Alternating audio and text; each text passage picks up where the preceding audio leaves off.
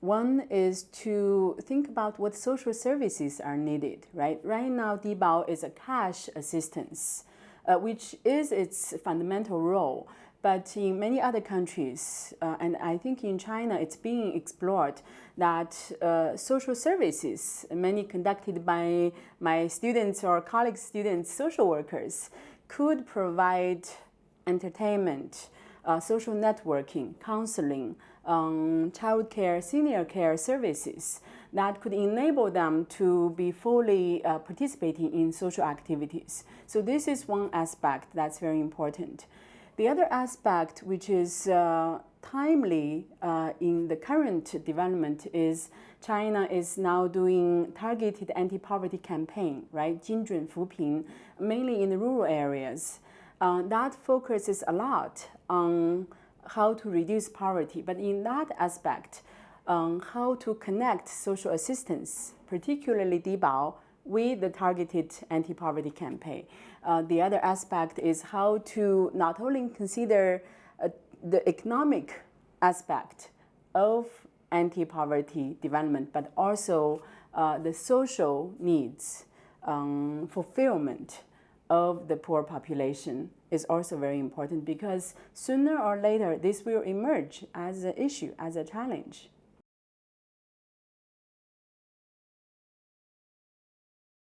I think one aspect that needs further emphasis and improvement would be work support for low-income families, especially working-age adults in China. Right now, over half of Dibao recipients are working-age adults. Some of them cannot find jobs because their skills or education training background cannot help them to get a job in the market.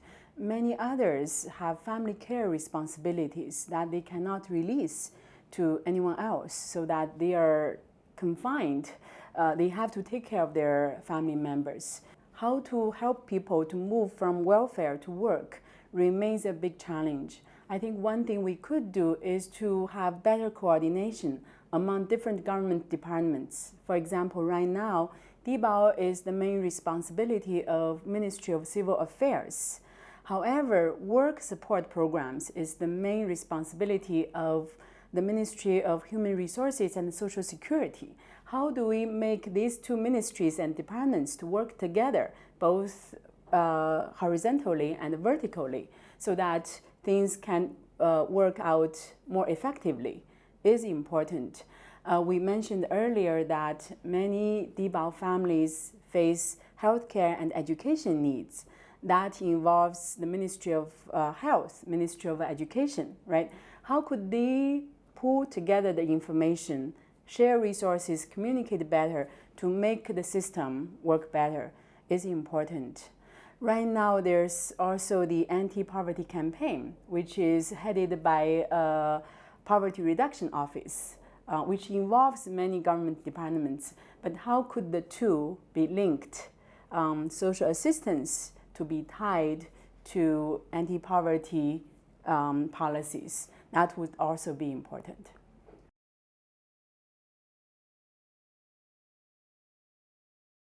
So far, we talked mostly about poverty, and Dibao is a main tool to fight poverty.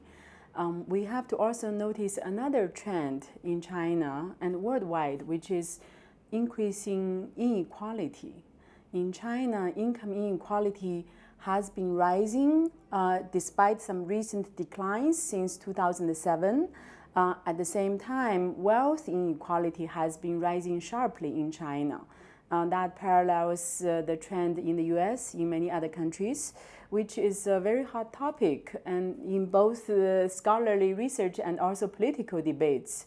I think when we talk about poverty in China, we have to also pay attention to this aspect of the society, that is the enlarged gap in both income, wealth, status, life opportunities in the society, and for everybody, including the low-income population. Everybody has a reaction to income inequality and wealth inequality. So how to take that into consideration in future policy designs and implementation would be important.